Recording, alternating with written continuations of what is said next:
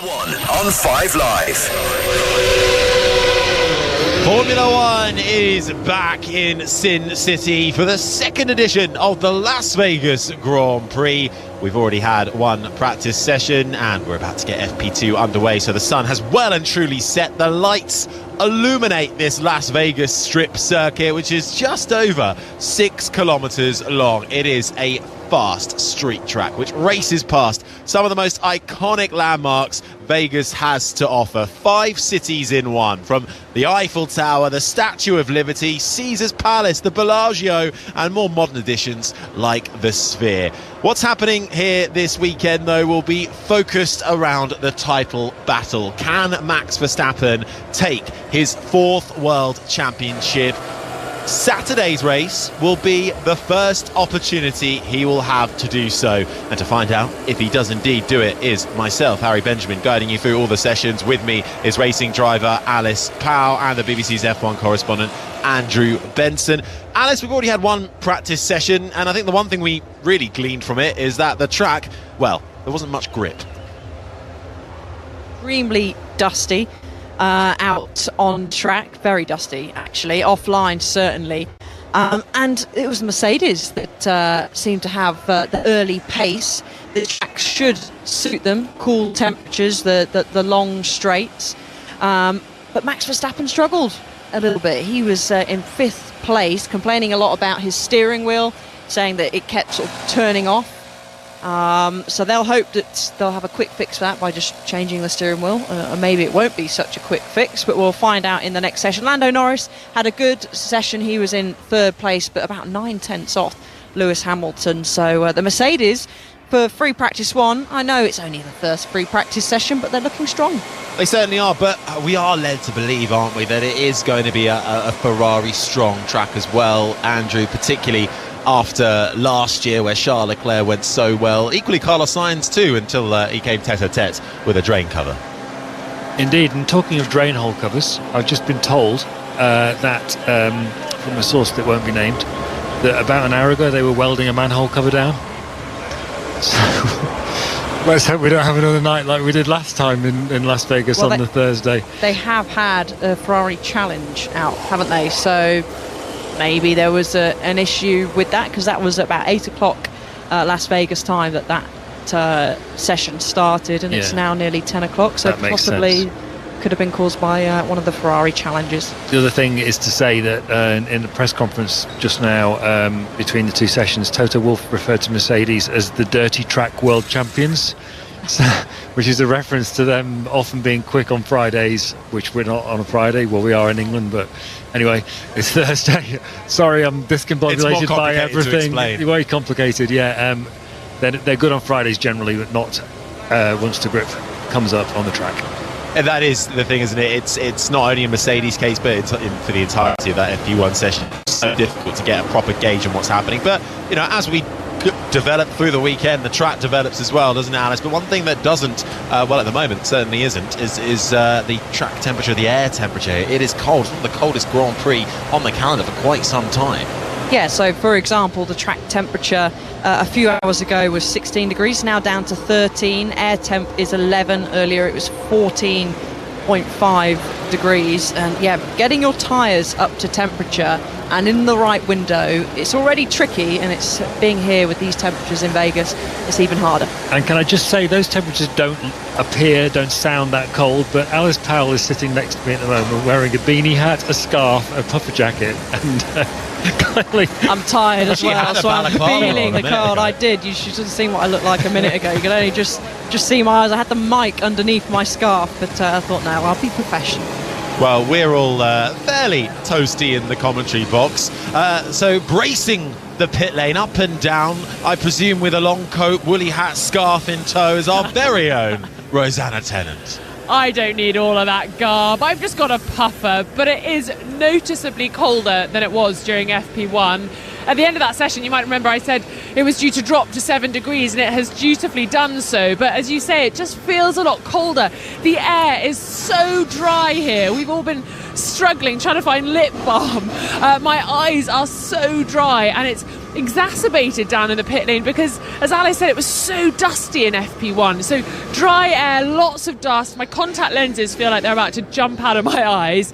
It's a few challenges for us all this weekend, but I'm looking forward to this second session because we're going to see how the drivers have managed to turn things up a little since the first practice session. And as I say that, we have the Alpine cars heading out on track. We've got a green light at the end of the pit lane, Harry. We certainly do. Thank you very much. Rosanna Tennant down in the pit lane throughout the session for us. Green light on, and for the time, for those who wish to do a sync up, it's 59 minutes and 31 seconds remain of free practice 2. The last bit of track action for the Formula 1 cars today, and it is both Alpines, Gasly and Ocon, followed by the Sauber of Valtteri Bottas. And well, while we have, what is your actual title at Alpine? Is it development academy person?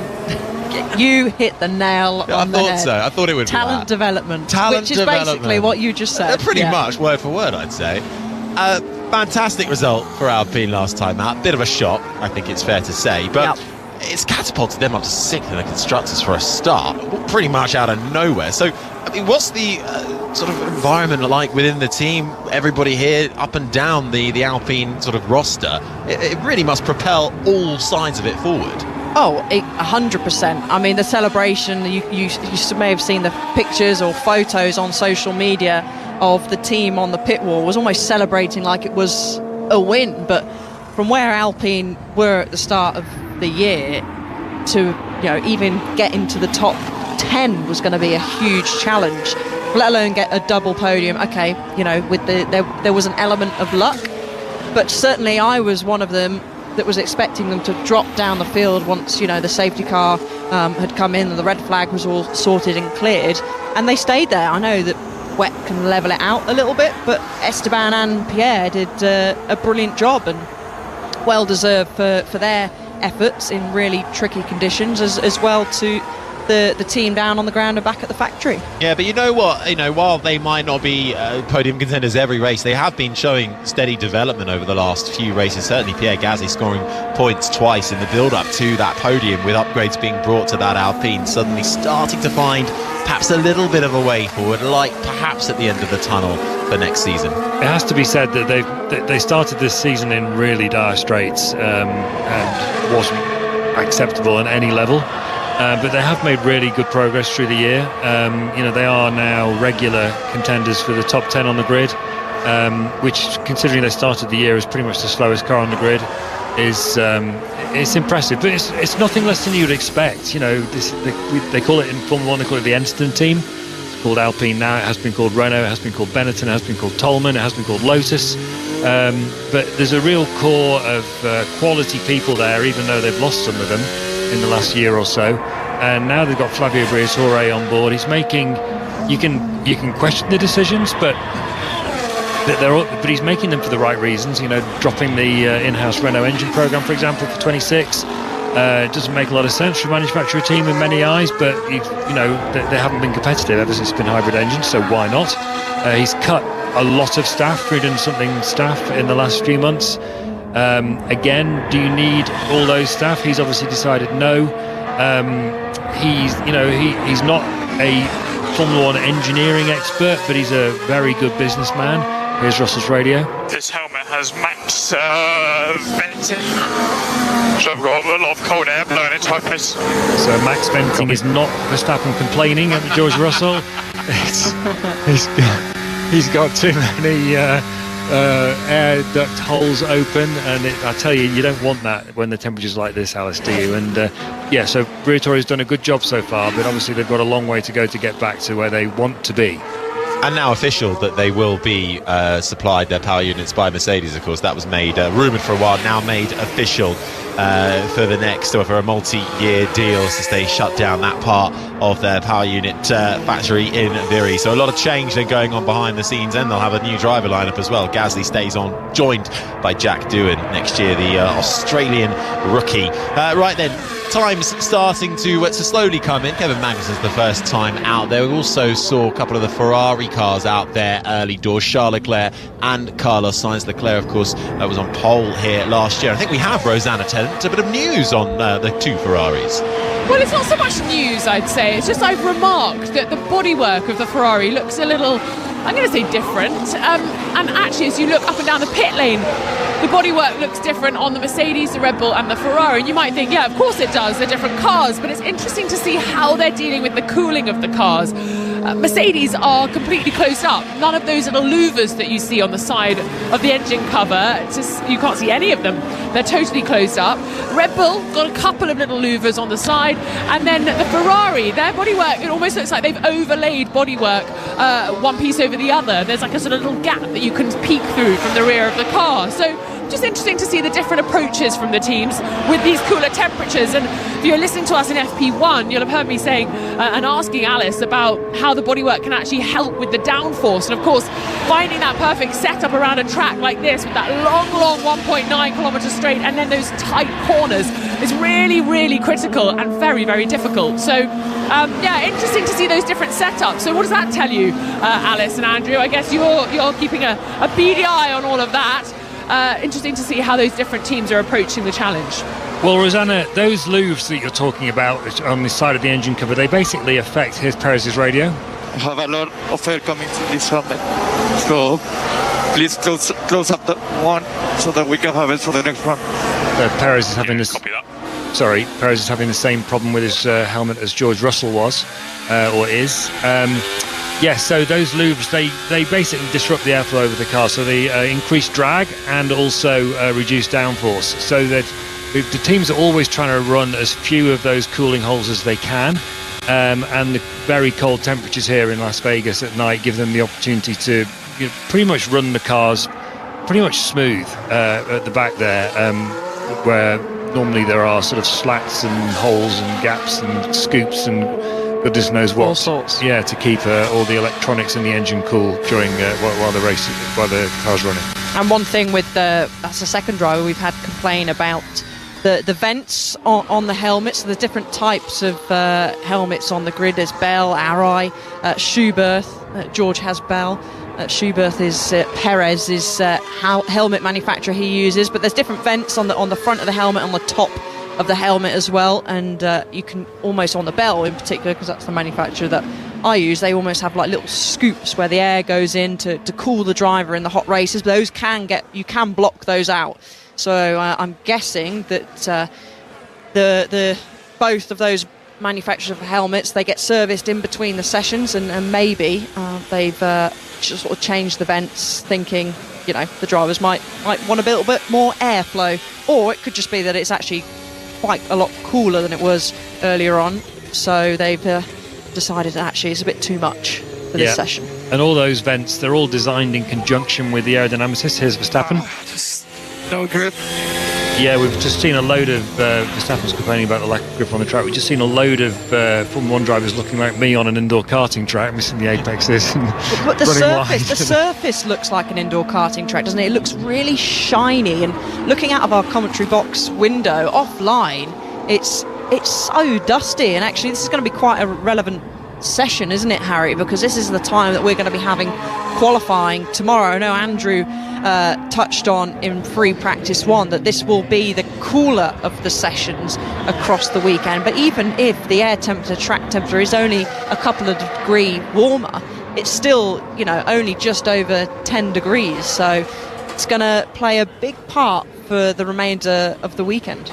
The really unique circuit, isn't it, when we talk about these kind of factors affecting the practice sessions? Still a real lack of grip out there. Everybody who has gone out, indeed that is everyone, has gone out on the medium tyre, but heard some messages on the team radio this in FP1 how it's like almost driving on ice as Lando Norris navigates his way through turns 6, 7 and 8 round the Sphere Arena, which looks on brightly illuminated over this Las Vegas Strip circuit. Norris now making his way down Sands Avenue, which sort of arcs slightly to the right through turn 10, then left through 11 before you gear up for the left-hander of turn 12, which sets you up for that 1.9 kilometre straight down the iconic Las Vegas Strip. He's fastest of anybody in the middle sector. But Alice, I mean, as a track, this really is almost kind of one of a kind. It is. It's a cool track. It's certainly a track I would have loved to have had the chance to drive on as we ride on board with Lando Norris, and he's going to come into turn 14, slam on the brakes, and he was one of many of the drivers in free practice one that sailed straight on, having huge lockups. But yeah, you don't get this anywhere else, do you? Going down the iconic, as you said, Las Vegas strip. It's the track map also almost looks like an upside down pig. Not that helps you imagine what the track looks like, but it's certainly unique. It's not almost. The only thing it's missing is a curly tail, Alice. Maybe it's had its tail pulled off. Tell you what, hashtag BBC F1. What other tracks, when laid out in a map, could look like an animal? If you're up and about, that'll get the brain going, won't it? This morning, if you're listening to us back in the UK. Still, though, just seeing a couple of replays actually on the circuit. A couple of cars struggling to get it turned in. Charles Leclerc having to run wide. This is the sound of Kevin Magnussen a little earlier coming into turn 14. It's not the first time we've seen someone slightly lock up, not make the turn in. He does a lovely pirouette. And we'll just enjoyed a big lock-up as well. Turning it back around in the Haas, and away he goes again. Fastest lap time at the moment now goes to George Russell. He's with a 1:34.979, 4/10 clear of Lewis Hamilton, who just had a very big moment down in turn 1, locking up and running straight off into the runoff area. And that front left tyre on his medium set will have seen better days after that. The most common places we're seeing drivers lock up is turn 1 and turn 14, and mainly because those are the longest straights. Certainly from turn 12 down to turn 14, that's on the Las Vegas strip. It's very, very long, and you've got DRS zone there as well. So tyre temperature plays a massive part, but when the drivers are just driving in a straight line, that's nowhere near generating temperature. It can effectively lose temperature. So by the time they get to stamp on the brakes down at turn 14, they haven't got the tyre temperature, they haven't got the brake temperature as well. So that's why we're finding quite a lot of cars sort of sailing on down into turn 14. A lot of runoff there, and the organisers obviously knew that was the best thing to do as Carlos Sainz flies down the Las Vegas strip. Sparks fly, he hits the brakes. Does he get it stopped? Yes, just about. Kisses the apex, and then he'll be flat on the power as he's going to approach and fly past our commentary box. I think you need to change the setup. More bouncing. So Alonso complaining about bouncing, and that's the first driver this weekend that we've heard complain about bouncing. Yeah, it is. Alonso currently down the order in 12th spot. Sainz crossing the line, popping himself up into second. It's Russell, Sainz, Hamilton, Norris, Leclerc, the top 5, Perez, Hülkenberg, Verstappen, Tsunoda, and Esteban Ocon, the top 10 as it currently stands. That's a bit of a recurrence for Alonso, because he was complaining about bouncing. Was it in Brazil? Remember he said that bad back. Yeah, he had got a bad back. Yeah, and he only kept going, he said, because he wanted to repay the mechanics for all the hard work they'd done in repairing the car after he crashed it in qualifying. And it wasn't just him, it was Lance Stroll who also crashed in qualifying, actually. Actually, I think it was a bit disappointing for Alpine, Aston Martin, in a way, because he was looking so quick in the wet in Brazil, Alonso, and then he was something like 8/10 up on that qualifying lap, and then crashed at Maguglia at the second last corner. Anyway, I'm sorry if I'm stumbling over my words, everybody, by the way, because I'm just so exhausted at the moment. It is. We'll forgive you, Andrew. I have to say, it is such a tough race for the drivers, but also for the mechanics as well, and the teams, commentators, as producer Paddy's just very said. Very tough for commentators. In my ear. But it's tricky because it's also the beginning of a triple header, to see off the season, the longest season. I remember last year, I wasn't doing Vegas, but you guys were absolutely knackered coming to Qatar, as Russell, by the way, has just gone fastest of anybody.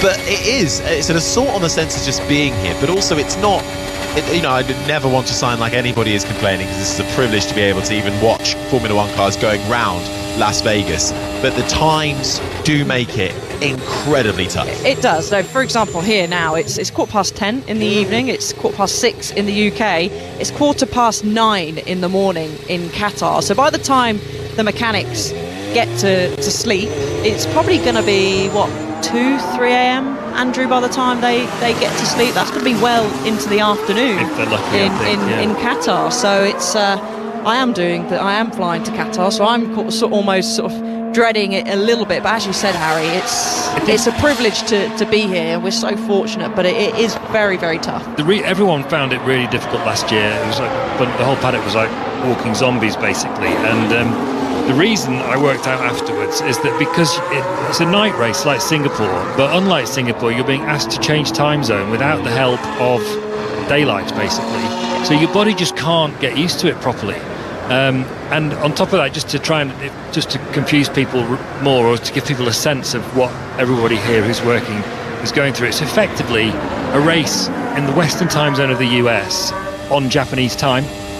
That's what it boils down to. And so you can't get onto the race time, and so no one's sleeping properly, and you're not the hormones in your body are not being triggered in the way that they should be by light. Circadian rhythms get messed up, and so it's just a really difficult race to deal with. And as you say, the sort of slightly surreal atmosphere of Las Vegas, the fact that you can't be outside very easily, everything's air conditioned.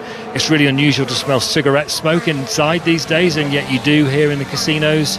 And then of course the casinos themselves are kind of like an assault on the senses, because there's bleeps and bongs and whatever, and you can't go anywhere without going through one. Yeah, exactly. It's just the most extraordinary place and the most extraordinary experience being here. But we are enjoying ourselves, everybody, even though we're very tired. Well, and talking of extraordinary, let's head down to Rosanna Tennant in the pits for us, getting some lovely fresh air. Oh, do you know what? That was a seamless segue. It felt right, didn't it? Yeah, fresh air, just as the McLaren comes in and get a puff of smoke. It's as you say, Alice, an absolute privilege, but it's a challenge, the start of this triple header. So that was the McLaren coming in of Oscar Piastri. He's getting wheeled back into his garage. And just going back to the grip chat about this track and the challenges it sort of presents for the drivers. Coming into this weekend, I think the teams were expecting to be able to work with the tarmac and the asphalt a bit easier than they did last year, because of course last year it was new tarmac, low grip, but it's had a little bit of time to sort of age like a fine wine. And I think they thought, with also the experience that they'd gathered last year and the knowledge, that it was going to be easier, but it's not proving to be that, is it? And of course it's a public road, so it's had some usage, it's very green, but yes, grip at a premium this evening under the lights. Well, I think, Rosanna, the thing is that what you're looking at is a race. It's almost entirely on public roads, this racetrack, and they're American public roads, so there's big lorries going over them. It's in a desert.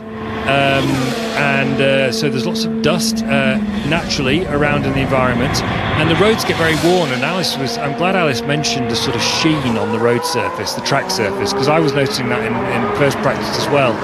And it's something that you see on the pavement, as they call it, in America. It's very common in American cities, and but for a Formula One car, it's absolutely what they don't want. They want abrasion from the surface to generate temperature in the tyres, and you've got lack of abrasion because of the condition of the track combined with the low temperatures, and that's what's making it so difficult. And parts of the circuit almost look like, there's only one single track, because either side of it's just dusty. It's particularly coming onto the strip. You've just got the dry line. I'm going to call it dry line, even though it is dry, but imagine that it's wet either side, and they just have to stick to that track. As Alex Albon has got out the car, I don't think he has set a lap time. It's 5.1 seconds off the pace on the medium tyre. The Williams mechanics have a fire extinguisher at the ready, and they're having a little look at the side of the car. Alex has got out, so hopefully not a massive delay for Alex Albon. And Fernando Alonso, his mechanics looks like making a few setup changes to the rear of the car, because he's obviously been complaining about the bouncing, but he's opted to stay in the warmth of the cockpit, because it certainly will be much warmer in there than it will getting out the car. Yeah, bit of work being done then. Majority of the cars in the pits after these first runs to kick off FP2 with just 40 minutes and 37 seconds remaining. Charles Leclerc has come out first on the blocks with a 1:34.4. Russell, Sainz, Hamilton, Norris the top 5. Then it's Piastri, Verstappen, Gasly, Tsunoda, Perez the top 10. Hulkenberg is 11th ahead of Ocon. Then it's Stroll, Colapinto, Alonso's the top 15. Lawson, Bottas, Joe, Magnussen and Albon, and we'll bring you an update when we know a little bit more about what's going on down at Williams in just a few moments' time. He's down in 20th and last as it currently stands.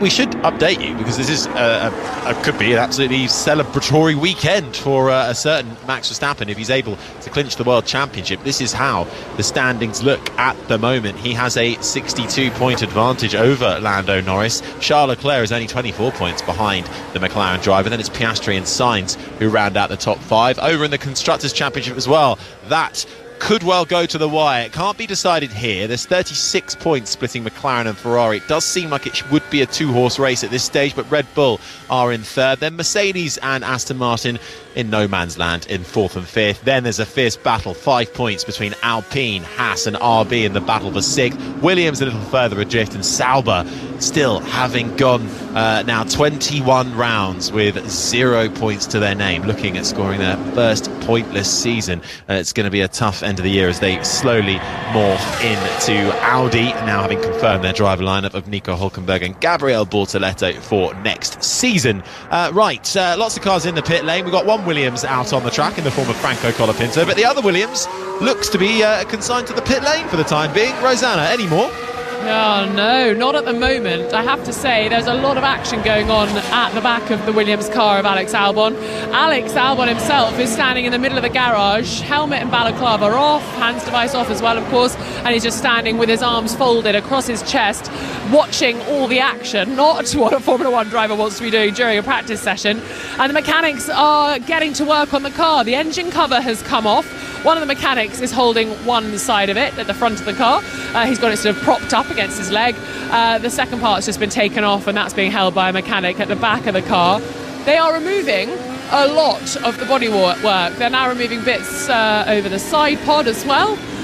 So I think maybe we haven't heard from the team yet as to what the problem is, but it looks like they're trying to get to the bottom of whatever it is. A lot of investigation going on. So I'll keep an eye out. I'm going to stay outside Alex Albon's garage, and I'll bring you all the latest as soon as I have it, Harry.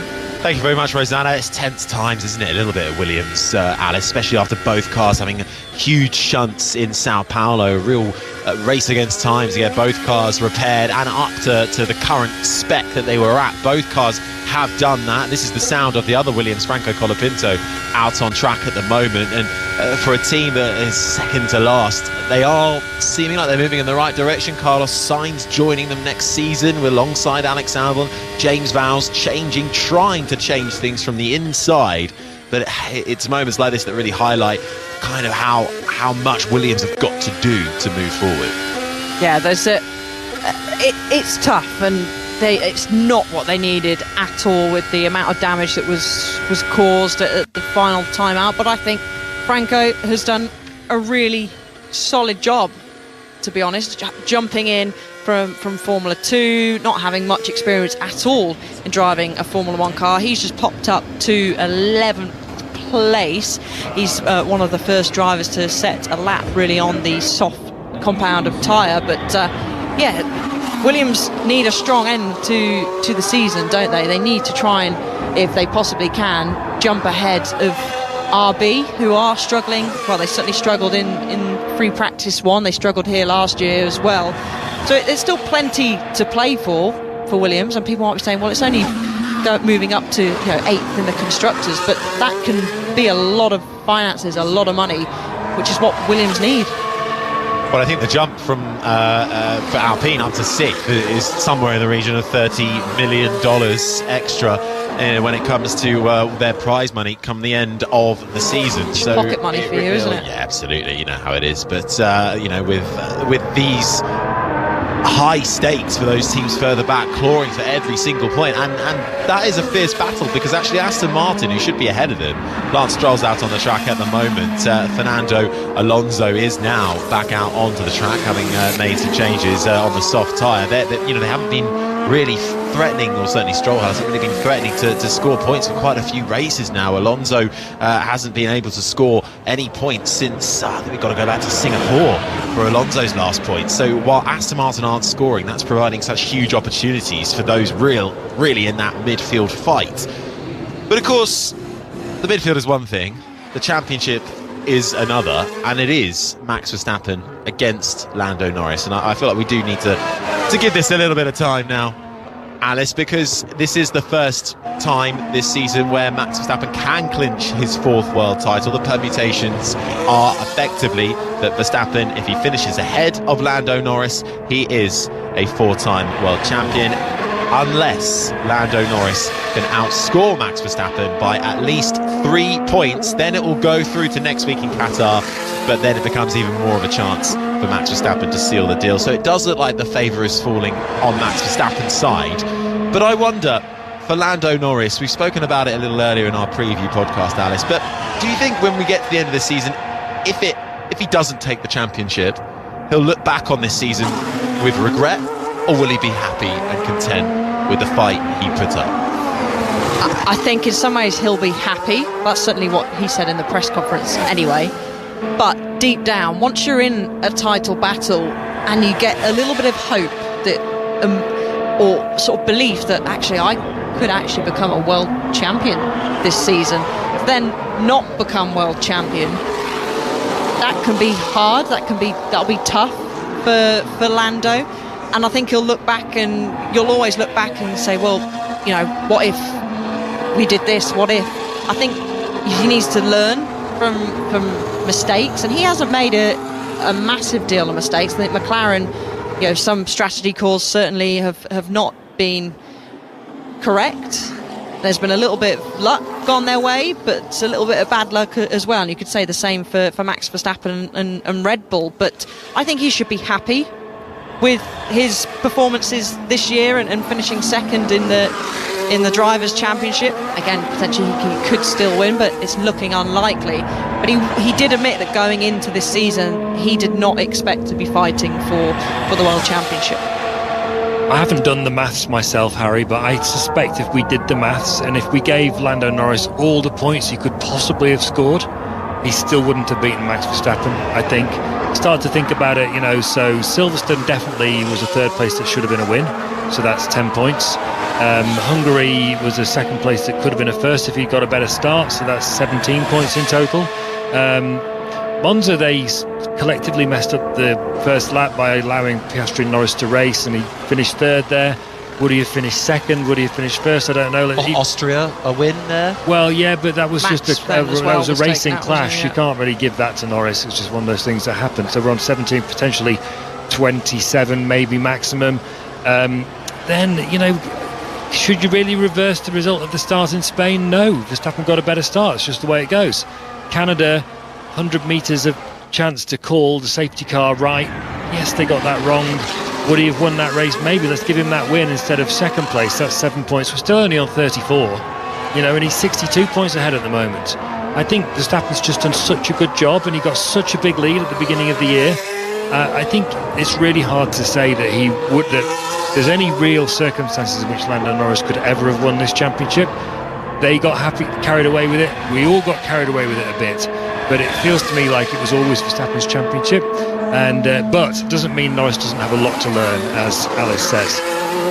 I suppose we also mentioned this year that the team has a lot to learn as well. That McLaren is not the same McLaren with all the people working internally that they were when they were winning championships. It's been decades since then. Last Constructors' World Championship, 1998. So it's a completely different team, the way it's run, even from the day-to-day look of it. So there's a lot of learnings to be gleaned there. But I suppose the only reason why maybe I opened the question with the word regret is that next year is a carryover year. Things will tighten up more so than what they already are. It's not going to be Verstappen only against Lando Norris. It's going to be Piastri's in the frame. What about the 2 Ferraris with Hamilton and Leclerc? Not to mention, can Mercedes get their act together again with all the conversions? Has the time been and gone perhaps where Norris had the best chance to take a world title? I wouldn't say so. And actually, chucking all those teams into the mix and those drivers you mentioned, that's great for us. Oh, yeah. And I'm sure for Lando, if you ask any racing driver and they said, well, here's your 2 options. You win the championship by miles and you dominate, great, that's impressive. Or you could have a fight between 2-3 other drivers and you take it down and you win it at the death at the final round in Abu Dhabi. But they'd all take the second one. So, you know, looking at it that way, I think he will go into next year with confidence. But of course, teams can bring upgrades next year. Who says that McLaren will be doing well? Who says that Red Bull will be doing well? We just don't know. But certainly out on track at the moment, it's Mercedes, George Russell, Lewis Hamilton, the top of the times at the moment. They have set their time on the soft tyre. Charles Leclerc in third place has not. He's half a second adrift of George Russell at the top. But we are seeing drivers now, aren't we, Harry, coming out on the soft tyre. And just as I say that, Charles Leclerc and Carlos Sainz are on a build lap to see if they can pip ahead of the Mercedes. Yeah, pretty much everyone out on track at the moment as we head into the second half of this final practice session of the day. FP2 just Verstappen in the pits, and actually still yet to emerge Alex Albon. We know they've got some issues on that car. Rosanna Tennant's outside. Do we know any more, Rosanna? It's looking a little bit more positive. The team think it was a fuel system issue, so they were investigating that, but the car has been put back together again, and Alex Albon has hopped back into the cockpit. Final bit of bodywork now being fitted by the mechanics, and they are hoping to get him out for the rest of FP2. Yeah. Thank you very much. Honestly, they can't open their eyes. Oh, it's the deal with them today. Jet lag. And jet lag stuff around here. Here, certainly is. Yeah. Pierre Gasly referencing the McLaren of Oscar Piastri. They're not too happy to get a little bit blocked by him coming through the middle sector. Sergio Perez has also just had an off as well and rejoined onto the circuit. So despite the walls being very close in the areas where we are seeing cars lock up, they've got big braking zones and lots of runoff to be able to recover from those sessions. Fernando Alonso, another one of those. But we're 28 minutes and 19, 18, 17 seconds remaining on the clock. It is George Russell, fastest for Mercedes, continuing to look good on the Friday. A 1:34.015 their lap time. Carlos Sainz second ahead of Hamilton. Charles Leclerc, Oscar Piastri is the top 5. Nico Hulkenberg's up there in 6th ahead of Gasly, Bottas, Ocon and Lance Stroll, the top 10. Then it's Lando Norris down at 11th ahead of Alonso. Joe is 13th ahead of Verstappen. Colapinto rounds out the top 15 ahead of Yuki Tsunoda, Perez, Lawson, Magnussen, and as we've been discussing, Albon confined to the pits for the time being. Those who are now on the track, pretty much everybody, bar Stroll, Verstappen and Alex Albon, are out on that soft tyre. So starting to see, and we'll get a little bit of a clearer picture, at least at this stage, as to what the quali simulation runs might be. Don't forget you can join us for qualifying on the or on 5 Sports Extra from 5 to 5 to 6 today. That will be UK time. Just try and get our heads around that, everybody. But in the meantime, Lando Norris out there on the soft, fastest of anybody in the middle sector as he powers his way down towards the left-hander of turn 14, down the Las Vegas strip, almost 2 kilometers flat out before he slams on the brake. The DRS, the rear wing, slams shut under braking, and he catapults himself over the curb at 15, down through 16, and then down Harmon Drive, about half a mile length towards the flat-out left-hander of turn 17, zooms past our commentary box and crosses the line, and it's the fastest lap time so far, a 1:33.836 for the man who sits in second place in the Drivers' Championship. Good lap from Lando. He's a little bit of drift earlier on in free practice 1, but he's done a good job there. Of course, we don't know what fuel loads people are running, but George Russell's looking pretty handy. It's certainly in the first sector, but he's not doing as great in the second, and then leading into the start of the third sector. Oscar Piastri, he's set a personal best in the first sector. He's just been pipped by Pierre Gasly, who jumps up into the top 6, but Piastri not even setting a personal best in the middle sector. But we are finding, Harry, aren't we, that drivers are able to do a push lap and then sort of a cool and then a push. So due to these cold temperatures, it's not sucking the life out of the soft tyre, as Max Verstappen was weaving left to right down the Las Vegas strip, desperately trying to get tyre temperature. He storms now into turn 1. The Red Bull turned in quite nicely there, but he did run slightly wide. He had to feather out of the throttle as he swoops around, kicking up the dust. Flicks open DRS. He's going to have a little bit of traffic in front of him. And let's see, who is that? That's Oscar Piastri. And I don't think he's actually pushing anymore, is he? So maybe that mistake on the exit of turn 1, he's decided to back out of it. And that's not the first lap during this session, or the first time that's happened during this session for Max Verstappen, as George Russell, Harry, fastest of anybody in the first sector, and he's already done a few laps on this soft tyre.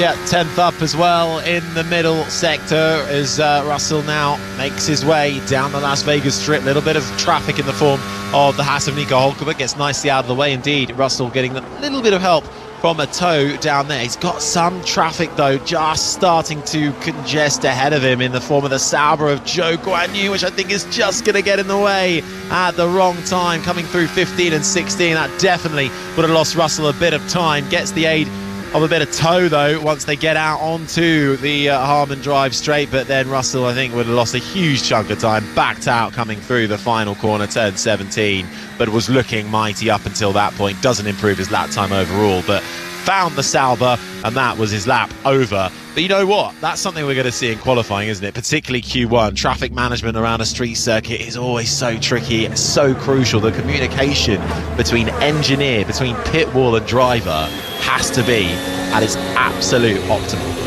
Yeah, we're getting a replay of Max waving his hand in frustration at the lack of grip that he has with his Red Bull at the moment. And Zhou Guanyu, is he going to lock up? Well, he turns in and the car says no, and then he'll swing the car around, he'll turn around, and he does end up coming out just in front of George Russell. So I feel George's frustration there, and he has done 7 laps on that soft tyre and he's still able to go quicker. Of course the track will be evolving. I have to say, Alice, it's only early days, of course, halfway through second practice, but it looks to me like Red Bull are having one of those difficult weekends that we became familiar with through the middle of the season. Both Perez and Verstappen look like they're really struggling with grip. We saw Verstappen shaking his head there in the cockpit. They just can't get the car stopped and turned. And you'd kind of expect that from a street circuit. Their performance in Singapore was a real surprise, getting onto the front row with Verstappen. But we got a red flag. I wonder what that's about. But yeah, we have. Albon, has he managed to go back out again and Has he stopped out on the circuit? Let's see, we're currently getting a load of replays, so we can't see any of the action. It is indeed the Williams of Alex Albon back out onto the circuit. He stopped just on the outside of turn 6 as it arcs left around the sphere. Albon's out of the car and putting the steering wheel back in place. So that is a red flag. Everybody returns to the pits, but because it's practice, the clock continues to count down. Albon actually having a little bit of a tricky time getting that steering wheel back into its place before he'll put the headrest in. But clearly then all not well on board that Williams.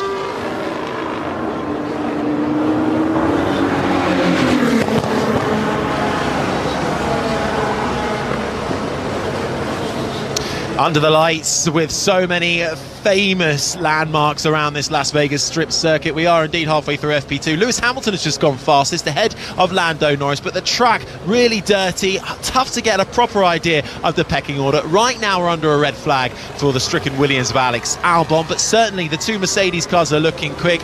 Norris as well up there with struggles for Verstappen and Red Bull.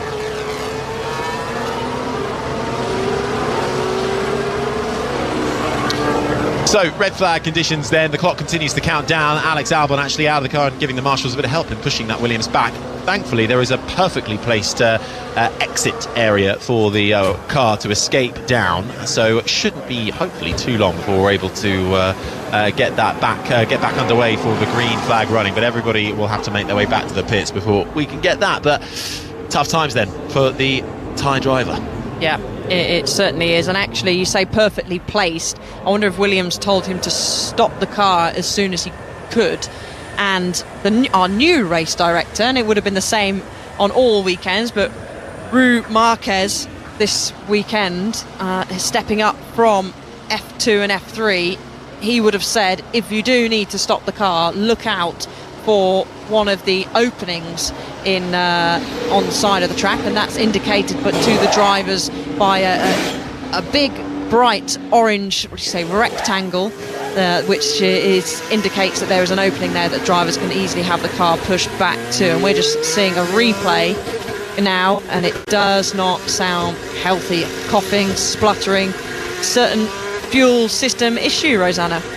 It's exactly that they were investigating earlier on. Managed to get the car put back together and sent him out, and then as Harry said in commentary, we were watching some replays, and then we realised it was Alex Albon who was experiencing issues, and the mechanics in the garage just raising their eyebrows at each other, I think, imagining what work is coming their way between now and FP3 tomorrow. So they'd worked hard to get him out, but obviously not perhaps got to the bottom of the issue, or perhaps they needed to send him out to find out more.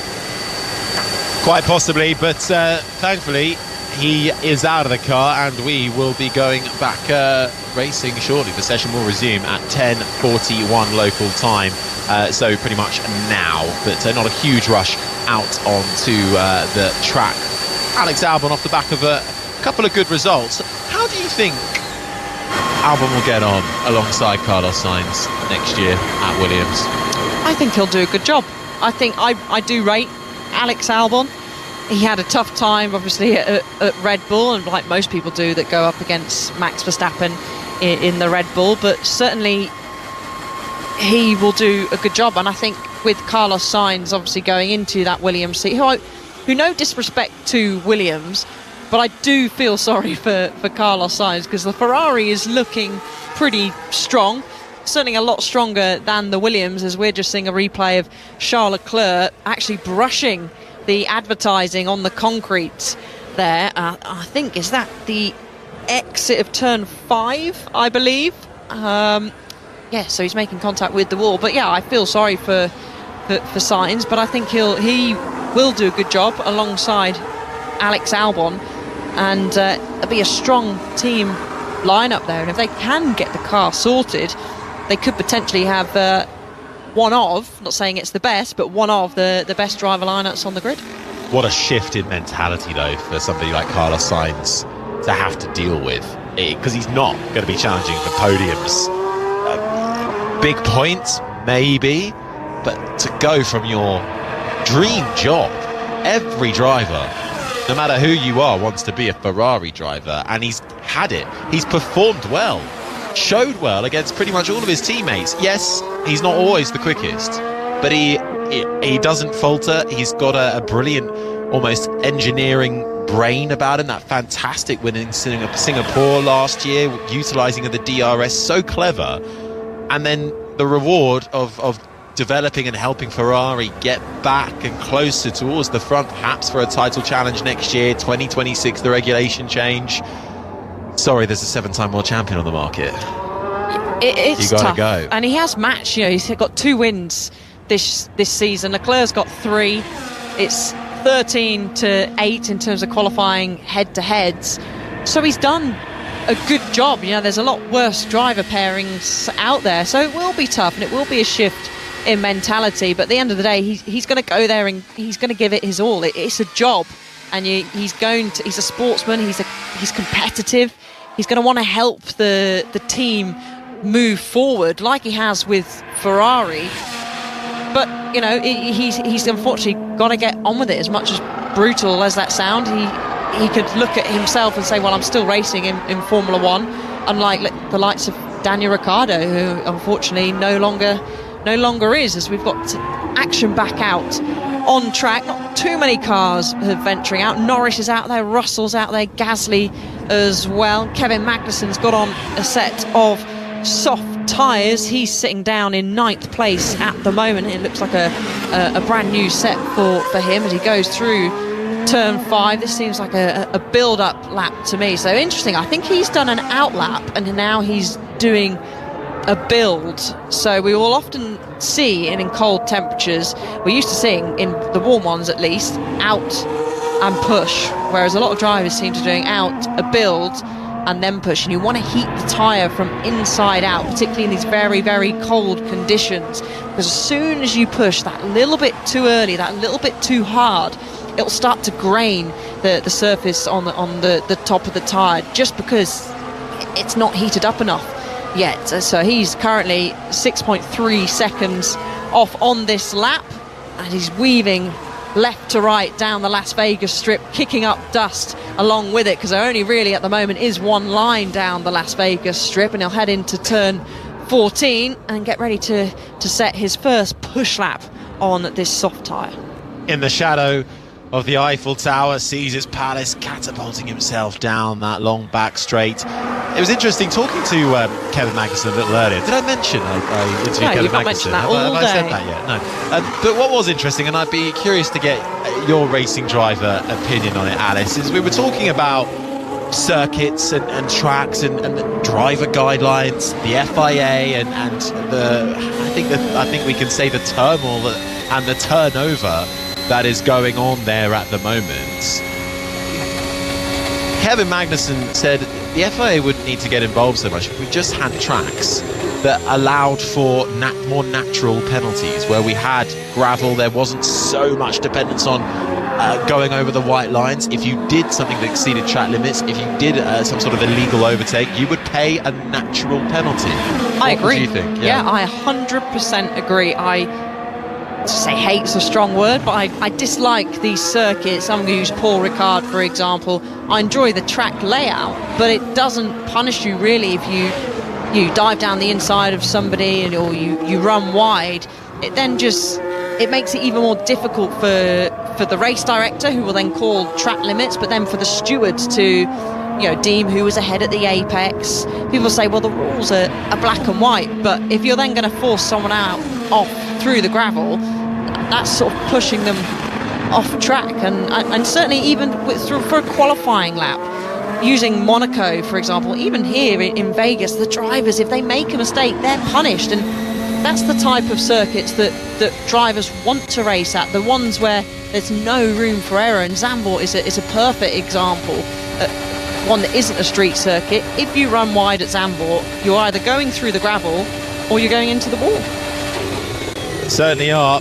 Well, out on this track at the moment, 18 cars.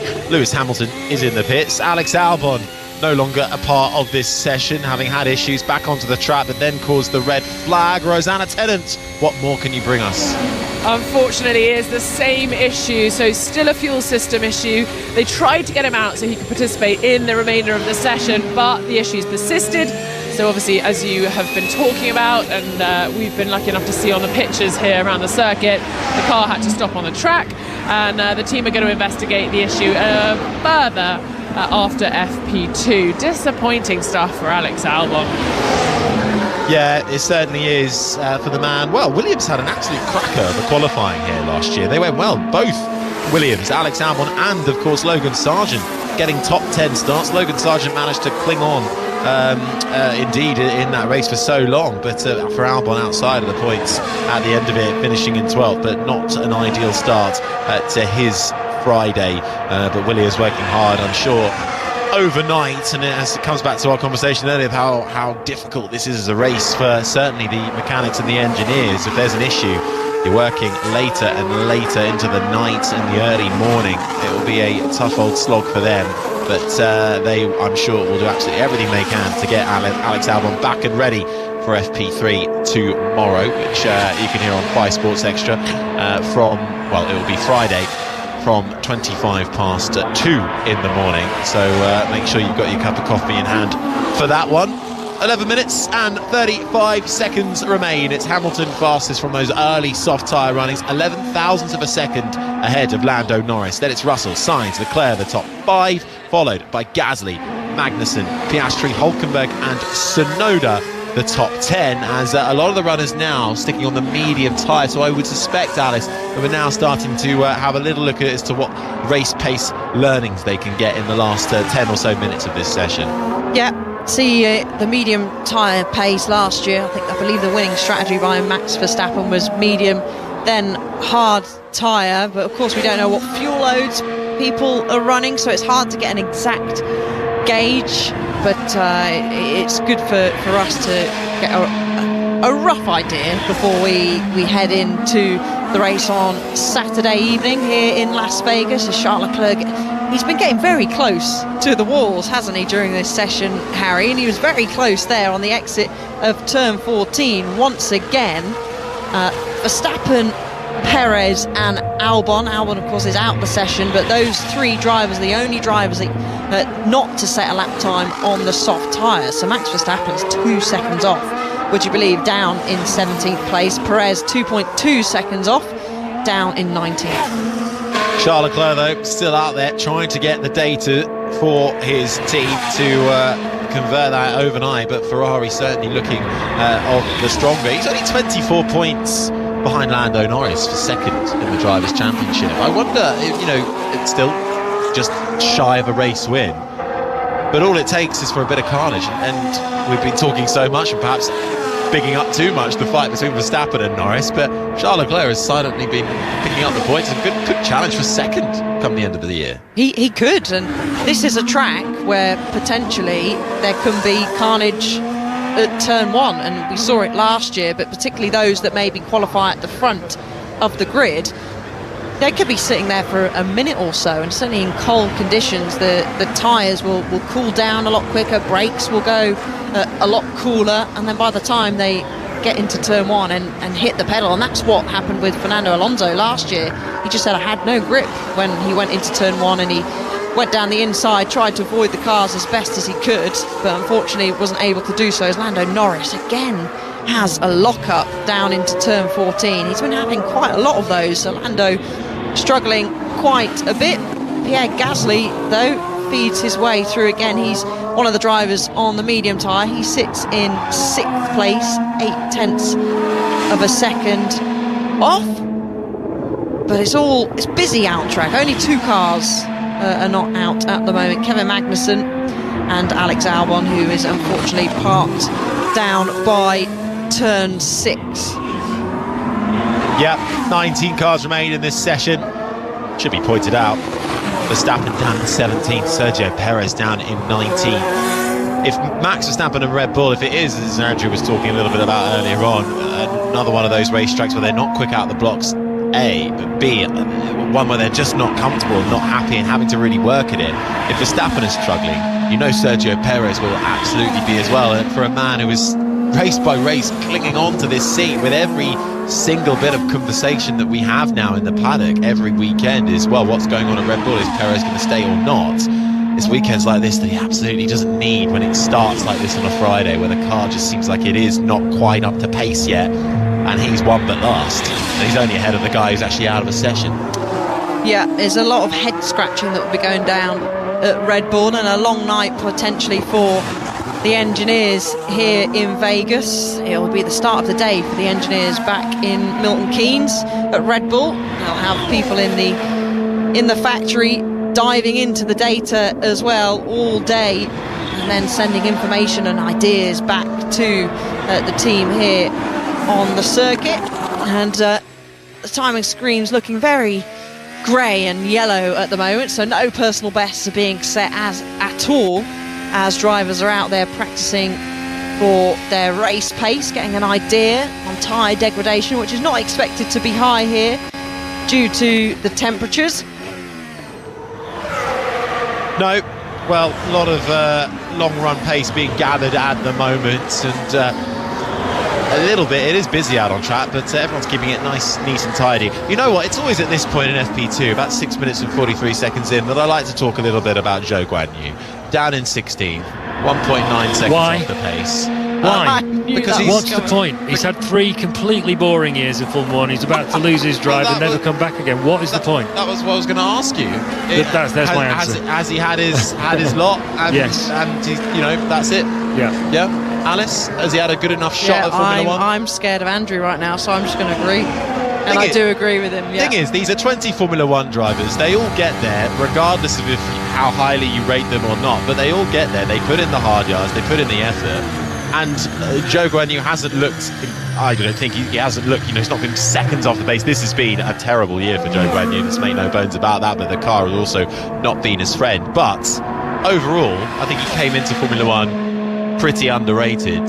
and performed fine. But 3 years is a solid effort. A lot of drivers would absolutely bite your hand off for that amount of time. I mean, he's had some good results across a few good results across the years he has been in Formula One, but unfortunately he's had a pretty shocking year. Said the car's not been there, and it certainly hasn't. It's been a disappointing year all round for them at State, but it's a goodbye for Guan Yu Zhou, and he'll be moving on. I'm sure we will see more of him, whether that be in sports cars. Maybe IndyCar is an option. We've seen Logan Sargent took his first IndyCar test, and he was fastest in the test session out in Indy.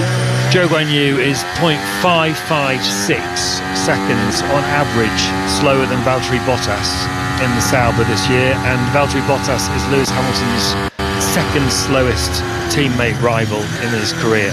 That is all I think I need to say on that subject. He got his drive for $30 million. 30 million? 30 million on the first season. I don't know about the second 2 seasons, but obviously you wouldn't think the money would go down. He's had his chance. Well, I think that's fair, but I think we have to give these drivers the time. Because while we bid farewell to one driver, I think it was you could see at the Chinese Grand Prix this year, the amount of effort that went on there. He had his own little spot on the grid at the end of the race, despite not scoring the points. It was a huge effort, and to be the first Chinese Formula One driver was quite the feat. But he will be departing over the year, replaced by Gabriel Bortoleto, the current frontrunner in Formula 2, who's joining Nico Hülkenberg in that lineup as they slowly morph into Audi. So drivers out on their race runs on the medium tyre. Pretty much everyone out there at the moment on that, all bar Kevin Magnussen. But it's been a while since I've joined the 5 Live crew. I can't remember the last race I was with you guys, and I've certainly missed Andrew Benson typing furiously, sat next to me in his laptop, changing the timing screen, all to my frustration as I'm sat here looking at the timing screen. But it's time for this. Long Run Corner with Andrew Benson. You can go the distance, we'll find out in the long run. In the long run. Well, Ferrari came into this race weekend as the favourites, and guess what? Charles Leclerc is the fastest driver on the race simulation runs. Now, for some reason, my little document here is not averaging out Carlos Sainz's times as well, but he's in the same sort of ballpark as Leclerc. Leclerc averaging 38.2 for his race run so far. Max Verstappen's done a couple of quick single laps, but his average is down in 38.7, so half a second off the Ferrari. Oscar Piastri and Lando Norris in the McLaren seem to be sort of second fastest behind the Ferraris, but a couple of tenths off basically. And George Russell is the only Mercedes driver on the same medium tyres that everyone else is running, but his averages on the race pace are not in the ballpark of the McLarens or the Ferraris or even Max Verstappen for that matter. Thank you very much, Andrew Benson. So, based off those times then, perhaps for the race advantage, Ferrari, we know they were going to be good here. We know Charles Leclerc and Carlos Sainz did have the pace here last year as well, and certainly the form is backing that up right now. Can they keep it going as the conditions change and morph throughout the season? The track gets grippier and grippier. We've got the Mercedes, the McLarens all up there in the fight as well. What about Max Verstappen and Red Bull? Can they find anything more? Yellow flag out in sector 1 and 2 Hamilton. At the moment. I think Hamilton's gone deep down at turn 5 and he's come back onto the track, so he's managed to get back going. So green flag back underway. That's going to be one of the things for the races, actually. These lockups, the track temperature, the race start will be 10 p.m. local time, so the same time that we will get qualifying tomorrow or today, depending on which time zone you are in, and the same time that we've had free practice 2 start.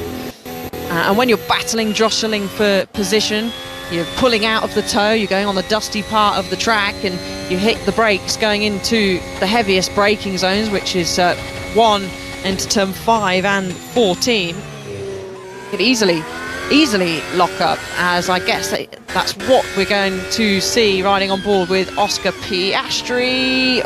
Did he just brush the wall there, Harry? I think he did. We're going to get a slow motion replay. Yeah, rear right brushed the wall. I think he's got away with it there. But and there's the replay of Lewis Hamilton we are seeing at turn 5. Spins it round, and he's still on that soft tyre. That soft tyre's done 6 laps, so a decent amount. He's not setting the world alight, so obviously they're seeing what it's like out there on a long run on the soft tyre. And Pierre Gasly snatches the front left as well down at 14. Yeah, in the slightly revised Alpine livery, all pink for this weekend, so you can spot him a mile away. Always quite useful for that. But checker flag then is out at the end of free practice 2, and well, it is certainly, at least in FP2, while the long runs may go to Ferrari and Charles Leclerc, it's once again Lewis Hamilton on topped FP1, topped FP2 as well. Nobody else finding a last gasp of time at the end of this session.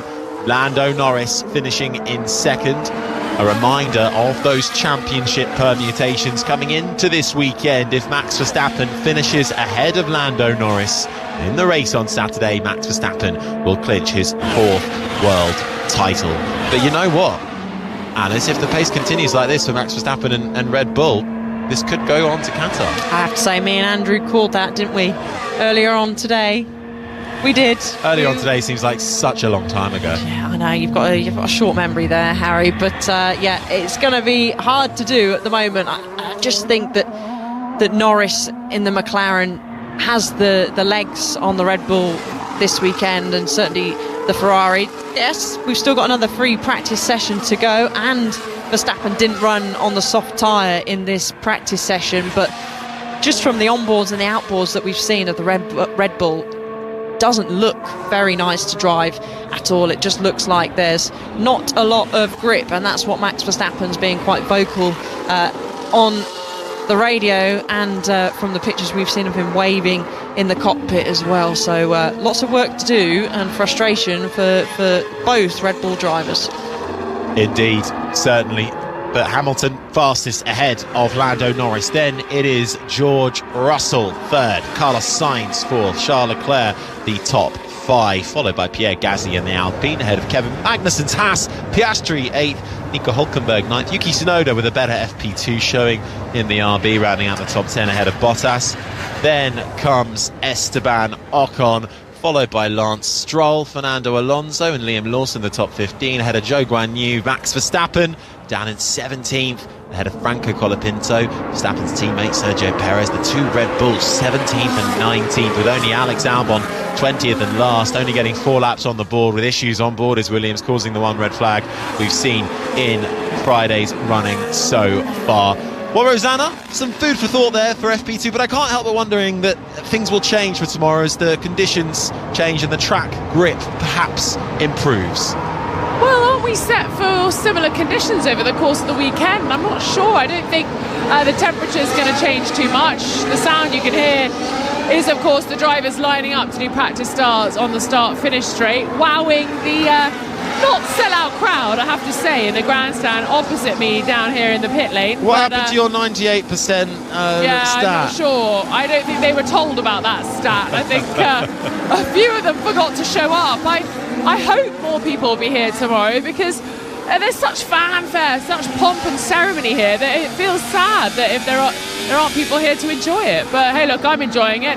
It is a little dry and a little dusty down here in the pit lane. I've got to say that, because the air is just so dry. It's impossible almost to catch your breath down here.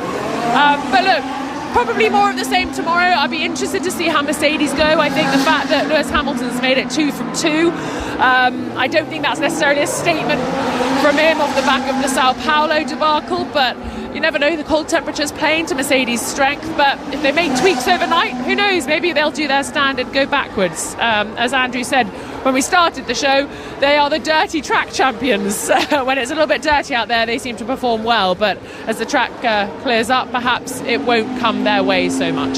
Yeah, absolutely. Well, that's what I was getting at in terms of the change of conditions. It's not necessarily the temperature, it's more about the track conditions in terms of the grip and the dirtiness off and on line. We have one support category here this weekend, so this is definitely not the set performance for sure for the rest of the weekend.